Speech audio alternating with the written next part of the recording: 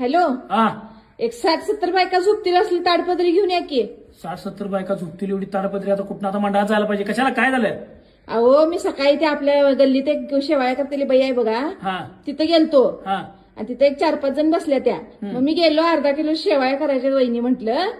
तर म्हटली तुमचं काय एका गुच्छित होतंय, अर्धा किलोच्याच आहेत आणि मागणं या इथं 5-6 बायका आहेत 5 किलोच्या करणार आहे सगळ्यांच्या म्हणून. आणि सगळ्या बायका बघून माझ्याकडे हसल्या. आणि मला फाडदिशन म्हणते अर्धा किलोच्याच आहेत एका गुच्छितच होत्यात म्हणून. बर बर. हा, मग मी का बसतोय वय. मग त्या सगळ्या बाकीच्या तुझ्याकडे बघून हसल्या. हा, हसल्या काय झालं मग? मग मी का बसतोय वय सांगायला. नाही तू गप्पच बसत नाहीस. काय केलीस? मग गेलो मॅगी कंपनीत गेलो. हा तिथल्या साहेबांनी सांगितलं, म्हणलं 60-70 बायका इकडे माझ्याकडे लावून द्यायच्या म्हणलं.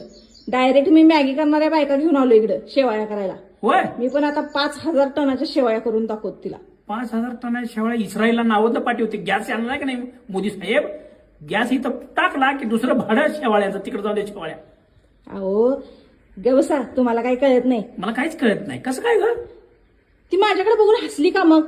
अर्धा किलोच्या आहेत म्हणून हसते वय मला. आता आमच्यात खाणारी कोण नसल्यावर मी करणार की मला पाहिजे तेवढं. बर मग मी पण गेलोय मॅगी कंपनीतल्या 60-70 बायका आल्यात माझ्या मॅगनं आल्यात. बर मी पण आता मॅग वळून बघतच नाही. बर बर. मला भीक मागून खायला लागणार नाही ना तुझ्या अशा स्वभावानं. तू त्या बायकाशी कुठं झोपणार आहेस? अहो, तिथं मंगल कार्यालयात आलोय, तिथंच घेऊन या म्हणाला.